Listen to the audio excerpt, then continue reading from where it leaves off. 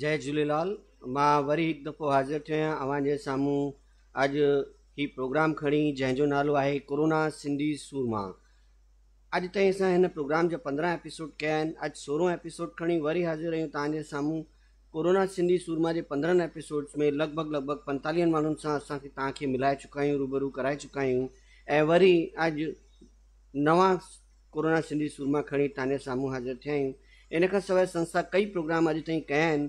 जीअं कि तव्हांखे ख़बर आहे, परिचय सम्मेलन असां सभिनी खां पहिरीं वर्चुअल परिचय सम्मेलन जेको कि ज़ूम ते करायो हो, उहो असां ई शुरूआत कई हुई ऐं उन खां पोइ डॉक्टर्स मीट ऐं एडवोकेट्स मीट, तंहिंखां सवाइ CA with Pankaj Dara CA जा इनकम टैक्स वग़ैरह ते इन्हनि सभिनी शयुनि ते प्रोग्राम कया। उन खां अलावा असां गॾोगॾु ॿारनि जे लाइ प्रोग्राम कयो, ॿारनि जे लाइ ऐं पेरेंट्स जे लाइ पेरेंटिंग ते प्रोग्राम ॾिनो ऐं गॾोगॾु अवचेतन मन जी शक्तियुनि ते प्रोग्राम ॾिनो ऐं अहिड़ा घणेई प्रोग्राम समय समय ते अव्हां जे साम्हूं खणी ईंदा रहंदा आहियूं।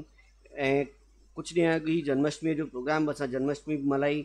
अॼु वरी तव्हांजे साम्हूं हाज़िर आहियूं। अॼु असां सां गॾु जेके हिते 3 सूरमा जुड़िया आहिनि,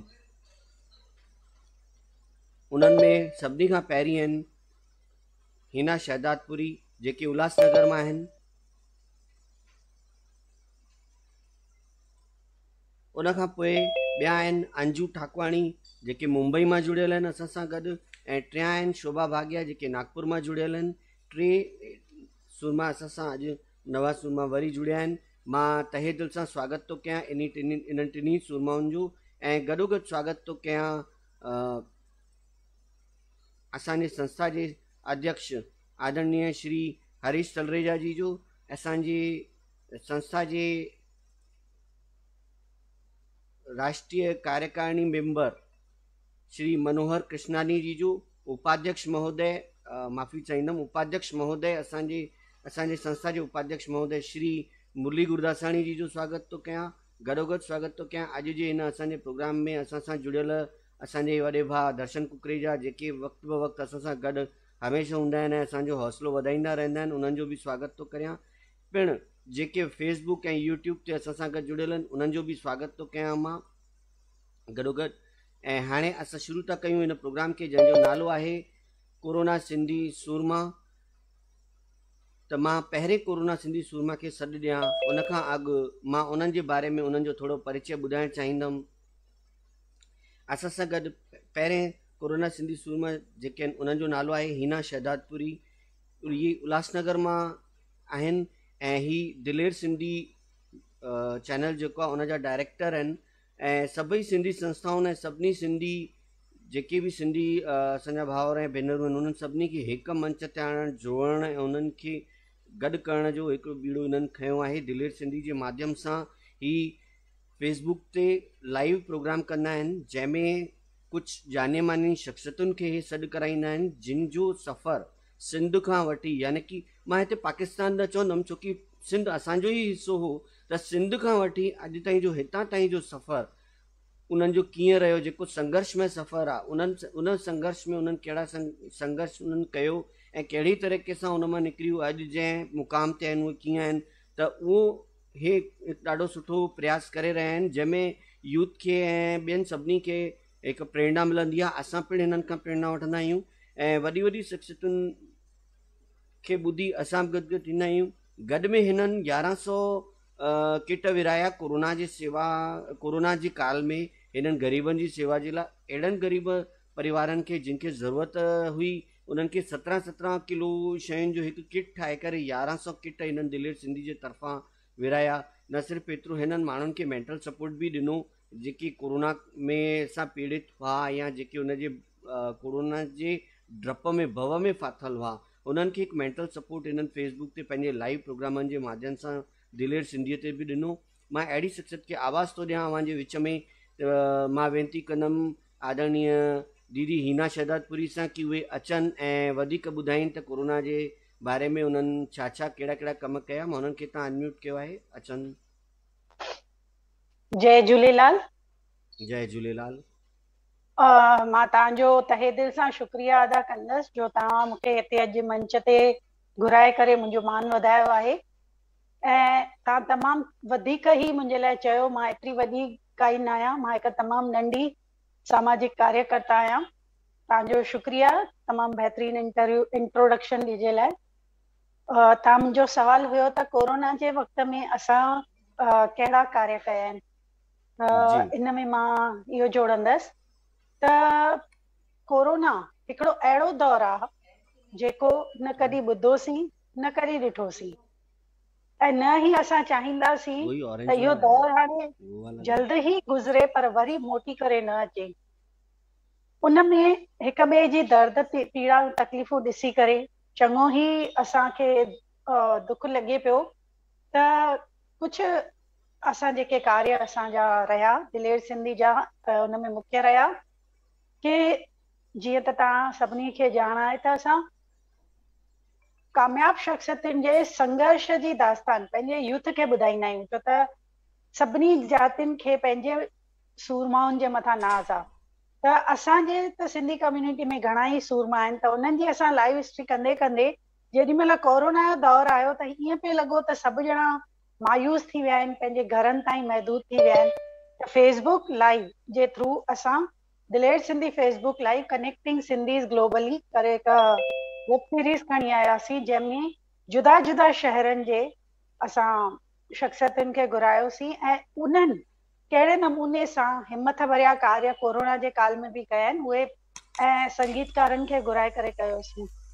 उनजे अलावा हिकिड़ो असांजे लाइ हिकिड़ो बहितरीनु प्रयास रहियो जो इंदौर जे सांसद शंकर लालवानी जी, उन्हनि जी हेल्पलाइन में असांखे जुड़ण जो मौक़ो मिलियो।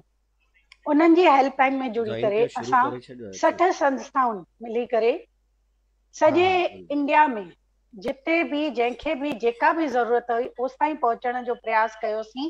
हर का संस्था पंहिंजे पंहिंजे एरिया में कार्यशील हुई। त असां लॻभॻि 13 लख परिवारनि ताईं पहुतासीं जिनखे अनाज ऐं राशन जी असांजी तरफ़ां खां व्यवस्था पंहिंजे पंहिंजे सामाजिक संस्था जे द्वारा हुई। उन खां सवाइ दवाऊं, जानवरनि जी देखभाल, जेके रस्ते तां राहगीर वञनि पिया उन्हनि जे लाइ चपलुनि, पाणी, खाधे पीते जो बंदोबस्तु, जेके किथे अटकियल हुया उन्हनि खे उन्हनि जे शहर ताईं पहुचाइण जो कार, मतिलबु अहिड़ो दौरु हुयो जो असां मूंखे ॿियनि जी त न ख़बर आहे पर मां ऐं मुंहिंजो घोटु ॾींहं में मस 5 कलाक सुम्हंदा हुयासीं, छो त एतिरा फोन कॉल्स माण्हू एतिरा डिस्टर्ब थी चुका हुया, एतिरो त परेशान थी चुका हुया इन काल में, छो त सभिनी जे लाइ भव जी ॻाल्हि हुई त अलाए छा थींदो। त उहो असांखे सेवा जो मौक़ो मिलियो। उनजे अलावा जॾहिं थोरो संभलिजासीं त फिनोलेक्स जे तरफ़ां खां 50,000 राशन किट्स विराइण जो उन्हनि हिकिड़ो पाण ते संकल्प खयो। उन में असांजे लाइ इहा ख़ुशीअ जी ॻाल्हि रही जो उन्हनि असांजी ॻाल्हि ॿुधी असांखे सहकार कयो ऐं सॼे इंडिया में जेके बि रजिस्टर्ड संस्थाउनि सां रजिस्टर्ड सिंधी मेंबर्स हुया अलॻि अलॻि शहरनि में, किथे 200, नासिक में तव्हांजे 50, किथे थाणा में 25 किट जी ज़रूरत हुई, किथे 250 किट, किथे 550 किट, जिते जिते जेका जेका ज़रूरत हुई असां ओसि ताईं पहुचण जो प्रयास कयोसीं ऐं इहो सॼो हिकिड़ी चेन वांगुरु ठही करे हलियो। उनजे अलावा पहिरियों दफ़ो ग्लोबल सिंधी बहिराणो खणी करे असां आयासीं, जंहिंमें कि असां चयोसीं त तव्हां सभई पंहिंजो बहिराणो पंहिंजे घर में तयारु रखो, असां सभु मिली करे पूजा कंदासीं, अर्चना लाल साईं जी कंदासीं। त मां तमामु ख़ुशीअ सां इहो चई थी सघां पई त अलॻि अलॻि शहरनि में लॉकडाउन त हुयो, थोरे वक़्त जे लाइ खुलियो, मंदर सजाया विया, इंदौर में मंदर सजाया विया जिते माण्हुनि बहिराणा कढिया, नासिक हिते नांदेड़ में उन्हनि मंदर सजाया, खारघर में मंदर सजाया, माण्हुनि टीवियुनि जे अॻियां वेही करे झूलेलाल साईं जी स्तुति कई ऐं बहिराणो सजाए करे घर में उन्हनि जी पंहिंजे परिवार सां पूजा कई। ॾाढो उत्साह जो हिकिड़ो माहौल हुयो। असांजो सिंधी सर्कल जी महिलाउनि गॾिजी करे हिते बहिराणो कढियो, छेॼ लॻाई। उन खां पोइ असां ज़ूम ते मिली करे सॼे वर्ल्ड जे सिंधियुनि महा आरती गॾु कईसीं, जंहिंमें कि चङा ई सिंधी मेंबर्स असां सां हुया। भाऊ लीलाराम साहिब जन जी हुया जिन इन जी अॻुवानी कई ऐं असां सभिनी कोशिशि कईसीं त सभु सिंधी असां जुड़ूं ऐं झूलण खे प्रार्थना कयूं।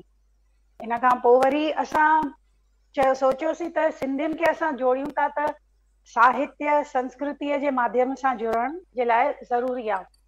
त पहिरियों दफ़ो दिलेर सिंधी ब्यूटी पेजेंट असां खणी आयासीं, छो त इहो हिकिड़ो अहिड़ो ज़रियो हुयो जंहिंमें यूथ असां सां जल्दी जुड़नि था।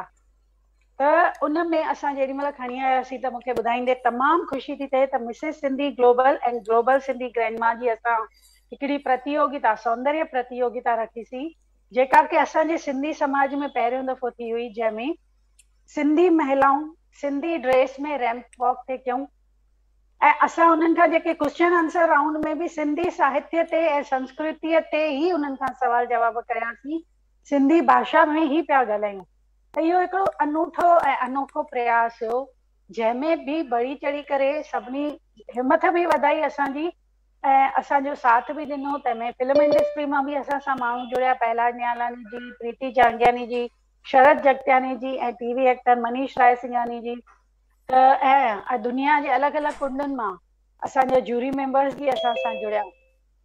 इहो हिकिड़ो नंढो खां जेको असां शुरू कयोसीं, लेकिन इन में सभिनी जो एतिरो साथ ऐं सहकार मिलियो जो एतिरो विशाल थी वियो इहो, जो असांखे वर्ल्ड रिकॉर्ड जे तरफ़ां बि असांजो नालो रजिस्टर थियो। त इहो पहिरियों दफ़ो थियो आहे जंहिंमें एतिरनि पार्टिसिपेंट्स बि गॾु कयो। असां हुनजो सॼो प्रोग्राम लाइव ॾेखारियो हुयोसीं ऐं हेतिरियूं सुहिणियूं सुठियूं, छो त सिंधी महिलाऊं सूंहं में अॻियां हूंदियूं आहिनि, खाधे ठाहिण में ऐं खाराइण में त हूंदियूं आहिनि पर सूंहं में बि हूंदियूं आहिनि। त जी हेतिरो जी सुठे नमूने सां हिकु मंच ते अची करे उहे जमा थियूं अलॻि अलॻि शहरनि मां, दुनिया जे कुंडुनि मां। त इहो बि हिकिड़ो असांजो प्रयास रहियो। हुन जी खां पोइ ॿारनि खे असां जोड़ियोसीं, पंहिंजे कोरोना जे काल में ई ॿार तंग था थियनि, घर वेही करे छा कनि, त असां हिकु ड्राइंग प्रतियोगिता खणी आयासीं। उन ड्राइंग प्रतियोगिता में बि मां चवंदमि त असां सां 33 शहरनि जा माण्हू, अलॻि अलॻि शहरनि मां इंडिया जे जुड़िया ॿार, ऐं तमामु सुठे नमूने ज़ूम ते ई हुआ थी। तंहिंमें बि सॼी दुनिया जा ॿार असां सां जुड़िया।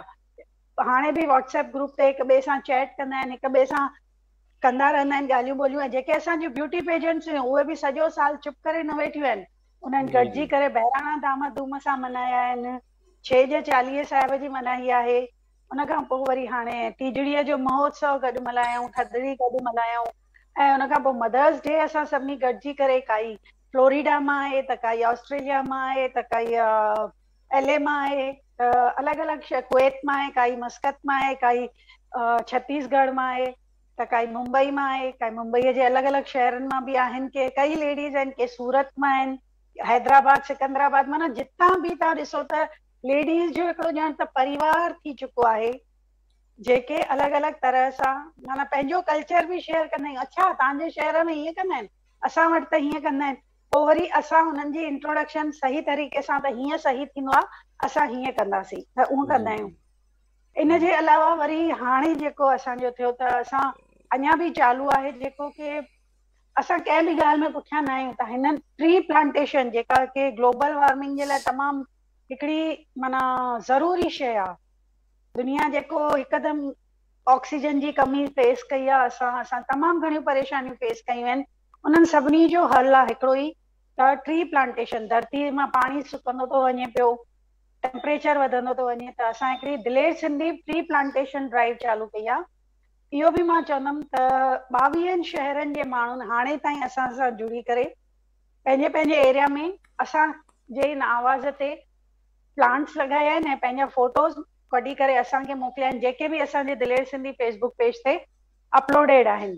जी ऐं हाणे हिन वक़्तु असां बहिराणो साहिब, जेको कि चालीहे जो मेन हूंदो आहे, बहिराणो साहिब असांजो, त उहो बि असां करे रहिया आहियूं। त उन में बि माण्हू असां सां जुड़ी रहिया आहिनि, जेके बहिराणा कढाइनि था पंहिंजे घरनि में, त फोटोज़ मोकिलिनि था पिया। इहा हिकिड़ो माना ॿारनि सां गॾु मिली करे असां कंदा रहियूं। जी बालानी जी, मां सम्झां थी तव्हां बोर नथा थियो न असांजूं न ॻाल्हियूं न ॿुधी, न न बिल्कुलु न। सामान तव्हांखां मां हिकु ॻाल्हि पुछणु चाहींदुमि, तव्हां जेको कोरोना जे टाइम में तव्हां चओ किट विराया, त तव्हांखे फिनोलेक्स वारनि बि हेल्प कई, त उहे 1100 किट जेके तव्हां विराया, उहे उन में शामिल हुआ कि उहे अलॻि हुआ? नहीं, उहे ई आहिनि न, उहे ई आहिनि 1100। ओके हुआ दिलेर सिंधी जे तरफ़ां खां अॼु बि असां कीअं न, जेके तव्हांखे ॿुधायो, त असां उत्तम सिंधी जे तरफ़ां खां हिकु इहा ठाहीसीं, वेब सीरीज़ ठाही आहे, www.uttamkalakar.com।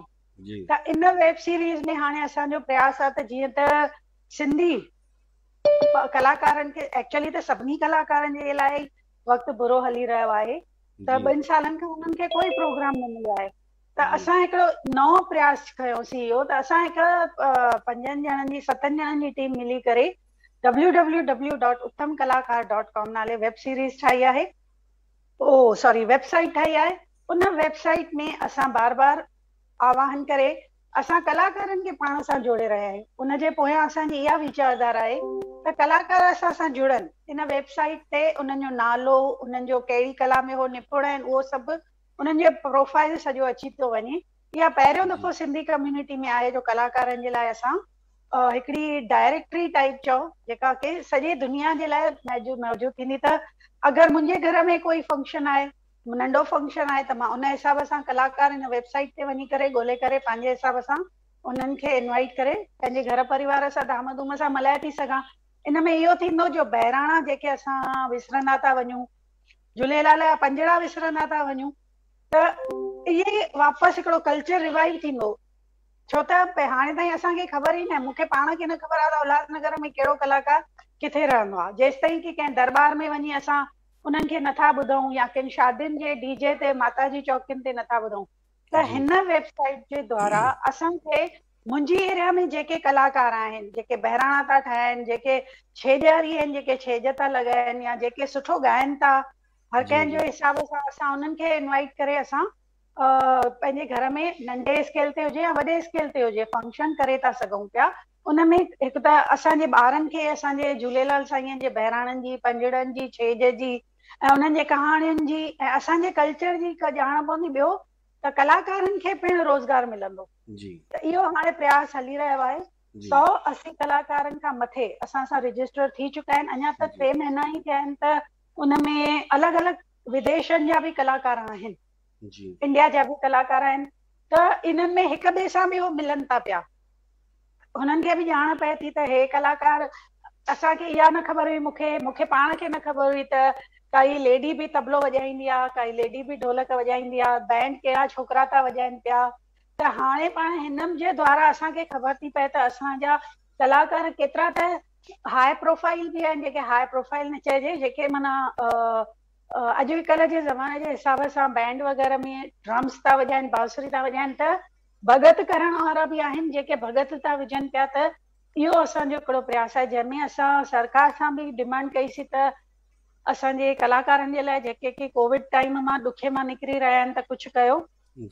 त लास्ट मंथ ई असां भाउ शंकर लालवाणी जी मदद सां असांजे कल्चरल मिनिस्टर मिस्टर जी कृष्णन रेड्डी सां मिलियासीं ऐं उन्हनि खे इहा अपील कईसीं त महिरबानी करे कलाकारनि जे लाइ कुझु कयो वञे, उन्हनि खे कुझु फंड्स जी सपोर्ट ॾिनी वञे, छो त उन्हनि जी वाकई स्थिति तमामु गंभीर स्थिति में आहे। मां तव्हांजे चैनल जे माध्यम सां बि इहो आह्वान कंदमि पंहिंजे सिंधी भाउरनि खे त www.uttamkalakar में वञी करे इन्हनि कलाकारनि जे लाइ ज़रूरु उन्हनि खे प्रोत्साहन ॾियो, पंहिंजे घर घुरायो ऐं जेकॾहिं केरु कलाकार प्रोग्राम ॾिसी रहियो आहे त पंहिंजो पाण खे हिन ग्लोबल प्लेटफॉर्म ते खणी अचो, जीअं तव्हांजी सुञाणप सॼी दुनिया जे माण्हुनि सां इन प्लेटफॉर्म जे द्वारा थिए त हे हेतिरो सुठो तबलो वॼाइण वारो आहे, हेतिरो सुठो ॻाइण वारो आहे। त हिते मां पंहिंजे वाणीअ खे विराम ॾींदमि त इहे नंढड़ा कम जेके असांजा हली रहिया आहिनि कोविड जे वक़्त ते, ऐं अॼु राति जो ई असां रिलीज़ कंदासीं त असांजी हिकु अखो पाइण जी जेका कॉम्पिटिशन ॿारनि जे लाइ था रखूं, जंहिंमें की इहो तमामु ज़रूरी आहे त ॿारनि खे इहा ख़बर हुजे त असां जे सिंधी बहिराणे में असां अखो बि पाईंदा आहियूं। अखो पाइण न ईंदो आहे त उहा कॉम्पिटिशन जे लाइ बि अॼु असां रिलीज़ था कयूं। जय झूलेलाल। जय झूलेलाल। असां सां गॾु जुड़ियल आहिनि हिते असांजा लाडला असांजा महासचिव इन संस्था जा मुश्कंदड़ चहिरो प्रोफेसर डॉक्टर संतोष खत्री। मां हाणे उन्हनि खे आवाज़ थो ॾियां त उहे ईंदा ऐं अवां सां रूबरू थींदा। जी लख थोड़ा बिलानी साहब। जी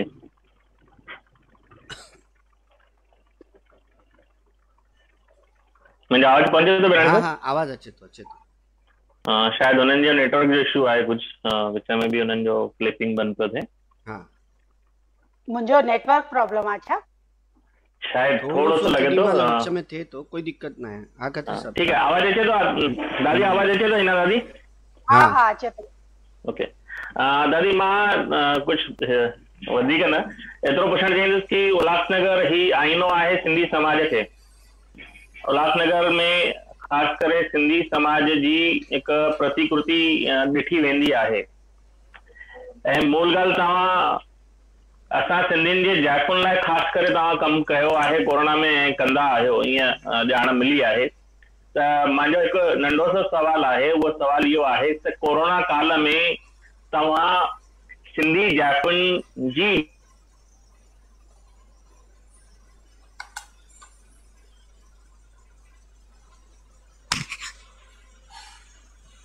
आवाज बंद थी वियो छा? अॻियां कया या कुल कयूं? भाउ तव्हांजो सवाल न ॿुधी सघियमि मां, छो त तव्हांजो आवाज़ बंद थी वियो हुयो। रिपीट थो कयां की तव्हां ख़ासि करे सिंधी जाइफ़ुनि लाइ कमु कंदा आहियो, त उल्हासनगर में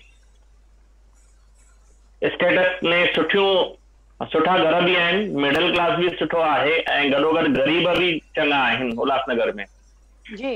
ऐं जेके सिंधी जाइफ़ूं उल्हासनगर में रहनि थियूं उन्हनि जी मानसिकता खे सुठो रखण लाइ या उन्हनि जी मानसिकता खे पॉजिटिव करण लाइ तव्हां कहिड़ा कम कया? उन्हनि जी मानसिकता पहिरीं त मां इहो तव्हांखे ॿुधायां भाउ त कॾहिं बि मानसिकता तव्हांजी तॾहिं पॉज़िटिव थी सघंदी आहे जॾहिं तव्हांखे परिस्थितियूं तव्हांजे अनुकूल हूंदियूं आहिनि। हे कोरोना जो दौर अहिड़ो भयंकर ऐं भयानक थी गुज़रियो आहे जिते माण्हुनि जूं जॉब्स हली वियूं आहिनि, स्कूल में फीस भरण जे लाइ पैसा कान्हनि, लाइट जा बिल भरण जे लाइ पैसा कान्हनि, खाइण जे लाइ अनाज कान्हे, जेका की परिस्थिति उल्हासनगर में चङी बदतर आहे। त उन में असां माना पाण खे रेस्ट्रिक्ट न रखियो आहे त सिर्फ़ु महिलाउनि जे लाइ ई करिणो आहे। त जिते फीस जी ज़रूरत आहे त फीस जी ज़रूरत आहे, जिते इन्हनि जी मेडिकल हाणे बि शाम जो बि कॉल आया त इहो असांजो रेगुलर बेसिस ते आहे। त जेसि ताईं घर ध्याणीअ जे घर में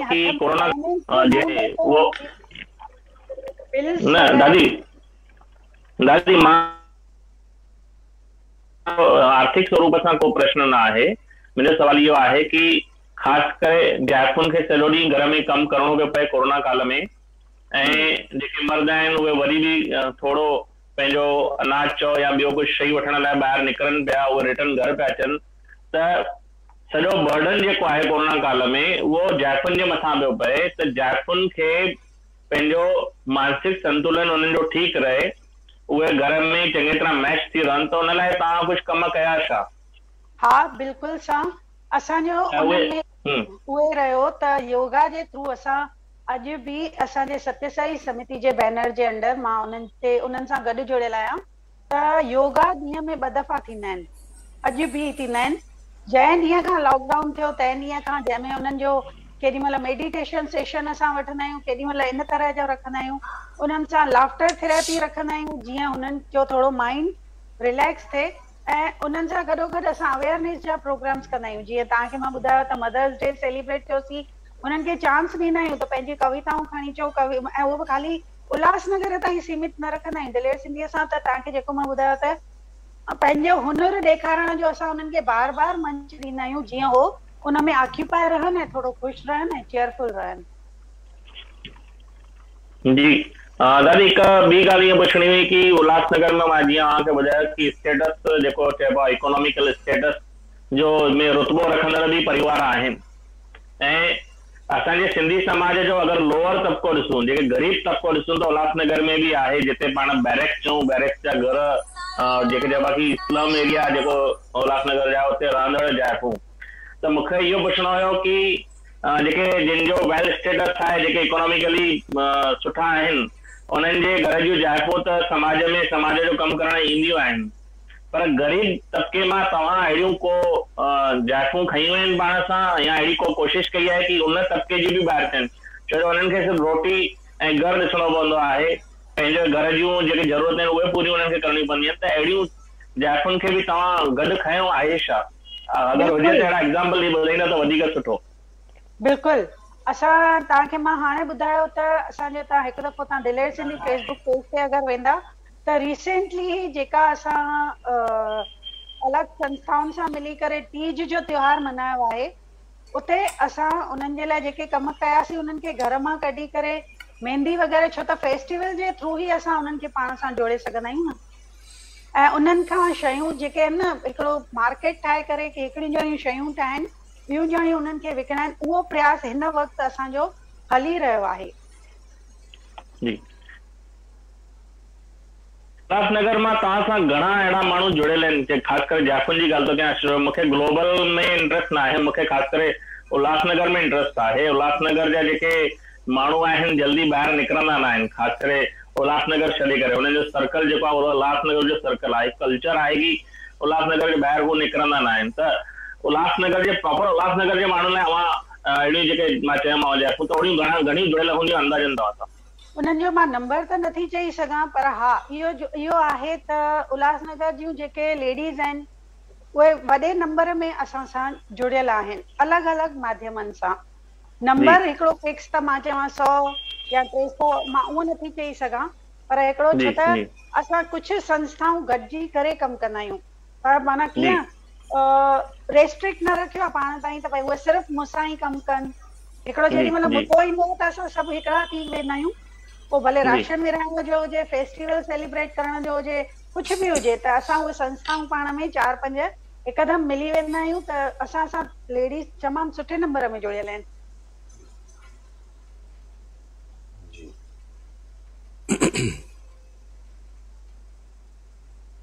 ऐं शायदि भैया जेको चवनि पिया त उल्हासनगर जा माण्हू ॿाहिरि न निकिरंदा आहिनि, त शायदि मां उहो बि करे ॾेखारियो त उल्हासनगर जा माण्हू, असां दिलेर सिंधी माण्हू ग्लोबली पहुची सघूं था पिया। हाणे ईअं नथा चई सघूं असां त उल्हासनगर जा माण्हू सिर्फ़ु उल्हासनगर ताईं रेस्ट्रिक्टेड रहंदा आहिनि।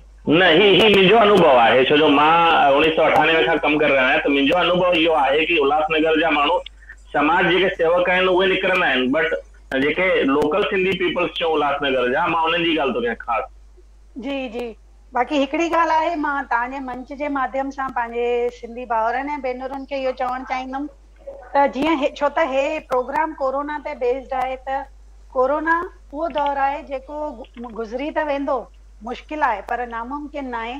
त इन में समाज जा सभु ॼणा पाण में मिली करे बीहूं, ख़ासि करे महिलाऊं, छो त मां महिलाउनि सां वधीक जुड़ी कमु कंदी आहियां, अॼु बि करे बि रही आहियां। त मां चाहींदमि त हे वक़्तु आहे असांखे त पंहिंजे घर में, हिन वक़्तु जॉबलेसनेस जाम आहे, धंधनि जी तकलीफ़ूं जाम आहिनि, त मां हथ जोड़े निमन वेनिती कंदसि पंहिंजे भेनरुनि खे त पंहिंजे घर जो पूरी तरह सां हिकिड़ो पॉज़िटिव माहौल ठाहे रखो, जंहिंमें कोई अंडरस्टैंडिंग जो माहौल हुजे, जेको ॿारनि सां बि हुजे, त परिवार जे हस्बैंड सां ऐं ससु सहुरे निणान भाॼाई सभिनी जे विच में हिकु अंडरस्टैंडिंग जो माहौल हुजे, छो त सकारात्मकता जी हिन वक़्तु तमामु वधीक पॉज़िटिविटीअ जी ज़रूरत आहे। पोइ थो अचे फाइनेंस, छो कि मेंटल सही हूंदो न त फाइनेंस असां संभाले वठंदासीं। त पंहिंजे घर जो ख़र्च 4-5 महीननि जो संभाले रखो, उन खां पोइ जेतिरो कॾहिं तव्हां वटि वधीक पैसा आहिनि त उन हिसाब सां पंहिंजूं पिकनिक्स, महांगियूं ड्रेसिस, महांगा पार्लर्स, पार्टीज़, मॉल्स में वञणु, होटल्स में वञणु डिसाइड कयो, छो त इहो बर्डन तव्हांजे परिवार जे मथां फाइनेंशियली जेकॾहिं हूंदो त तव्हां ख़ुशि न थी सघंदा, केयरफुल न थी सघंदा, जे हस्बैंड ते बि इहो प्रेशर आयो त। उन खां पोइ मां जेके यूथ लेडीज़ आहिनि उन्हनि खे चवंदमि त इहो स्किल्स डेवलप कयो, हर कंहिं में काई ख़ासियत हूंदी आहे, ऐं सिंधी त हिकु न 4-5 ख़ासियतुनि सां भरपूर हूंदा आहिनि, त उन्हनि ख़ासियतुनि खे उभारियो ऐं पाण खे ईअं बणायो जो तव्हांखे जॉब मिलण में आसानी थी वञे। पंहिंजूं सॉफ्ट स्किल्स डेवलप कयो, पंहिंजो पाण जेके वॾे दायरे में आणियो, पंहिंजे नेटवर्किंग जे थ्रू ईअं सोचियो त जे मूंखे नौकिरी मिली आहे त मुंहिंजे नेटवर्क में हिक ॿिए खे बि मां नौकिरी वठी ॾियां। जेके सिंधी भाउर असां सां गॾु आहिनि, मां उन्हनि खे इहा हथ जोड़े वेनिती कंदसि त एक्सप्लोर कयोसि पंहिंजो पाण खे, जीअं नवां उद्योग निकिरनि जंहिंमें असांजे ॿारनि खे, असांजे माण्हुनि खे बिज़नेस मिले। ऐं लास्ट मां इहो चवंदसि त दौर ॾुखियो आहे, त इन करे हिकु सिंधी हिकिड़ी अहिड़ी कम्युनिटी आहे जंहिंमें पाण खे परिस्थितियुनि में ढालण जी वधि में वधि क्षमता आहे। जीअं असां सिंध मां हिते आयासीं त ढलिजी वियासीं, हिन दौर मां बि असां निकिरी ईंदासीं, त हर का संस्था जेकॾहिं पंहिंजी पंहिंजी एरिया जी ज़िमेदारी खणे थी पई, उन्हनि खे हर तरह सां सक्षम करण जी काई ख़ाली हिन वक़्तु में इहो चवण जी देरि आहे सारी त मां आहियां, चिंता न कयो, मां आहियां तव्हां सां, पाण ई कोई न कोई रस्तो लाल साईं कढी ॾींदो। त ॾिसो त हे दौर गुज़री वेंदो। इन पॉज़िटिव वीचारनि जी तव्हां अपेक्षा कंदे मां पंहिंजे वाणीअ खे विराम थी ॾियां। जय झूलेलाल।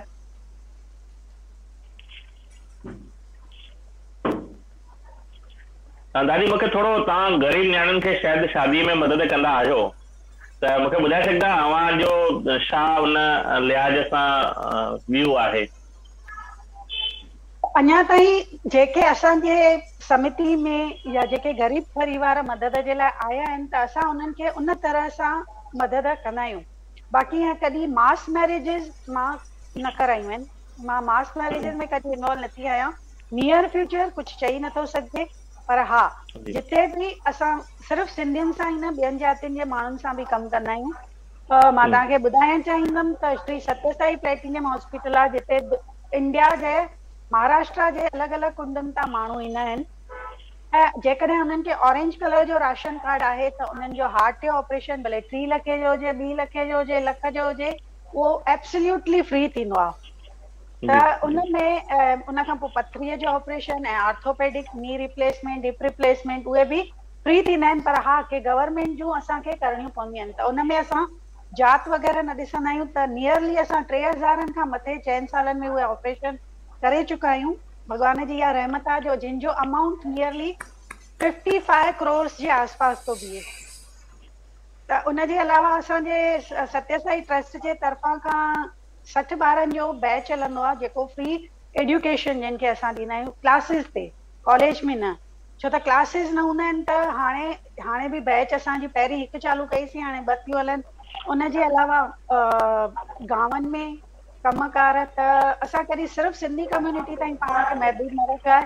हा जॾहिं बि जिते बि ज़रूरत आहे त असां हुते पूरो पवण जी पूरी कोशिश कंदा आहियूं। जी लख थोड़ा दादी तव्हांजो, पर मुंहिंजी अपेक्षा इहा रहंदी भविष्य में अवां कि तव्हां उल्हासनगर जे सिंधी जेके असांजूं जाइफ़ूं आहिनि, यूथ आहे, उनखे यूनाइट करण जी कोशिश कंदा, छो जो उल्हासनगर 1 खां 5 ही ॾाढो वॾो हिकु असांजे सिंधी समाज जो रुतबेदार।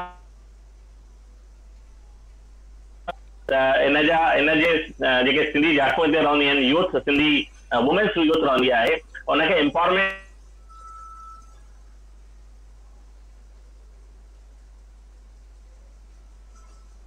सिंधी सेवा फाउंडेशन में आया, असां आया, मां एज अ कोरोना सिंधी सूरमा अखंड सिंधी सेवा फाउंडेशन जे पारां अव्हांखे उन लिहाज़ खां सैल्यूट कयां थो पियो। ऐं हिकु वॾी ख़ुशी जी ॻाल्हि आहे, पहिरियों दफ़ो असां 3 मातृशक्ति हिक ई महिल खणी आया आहियूं ऐं इहो ॾेखारणु पिया चाहियूं असां सिंधी समाज खे कि असांजी मातृशक्ति पोइते न आहे, अॻियां आहे ऐं उन लिहाज़ खां असांखे फ़ख़ुरु आहे अव्हां ते। ऐं अखंड सिंधी सेवा फाउंडेशन अव्हांजो थोराइतो आहे, अव्हांजी वॾी महिरबानी, अव्हां असांजे विच में आया। मां हाणे हैंड ओवर कयां थो असांजे भाउ जयप्रकाश बेलाणी ॾे। लख थोड़ा जी, जय झूलेलाल। लख थोड़ा आदरणीय खत्री साहब। ऐं हाणे तव्हां एतिरा सुठा कम कया आहिनि जेके तव्हां यूथ खे जोड़ण जी कोशिशि कयो पिया, कोरोना काल में बि तव्हां काफ़ी सुठा कम कया आहिनि। मां अखंड सिंधी सेवा फाउंडेशन जे तरफ़ां कोषाध्यक्ष अव्हांखे सैल्यूट थो कयां एज अ कोरोना सिंधी सूरमा। ऐं कोरोना सिंधी सूरमा जो अव्हांजो सर्टिफिकेट सम्मान पत्र जल्द ई अव्हां वटि पहुचायो वेंदो। ऐं हाणे मां अॻियां थो वधां ॿिए कोरोना सिंधी सूरमा जे तरफ़ जेके बि मुंबई मां ई आहिनि, पर हाणे उहे जेके मुंबई में आहिनि उन्हनि जो नालो आहे अंजू ठाकुर।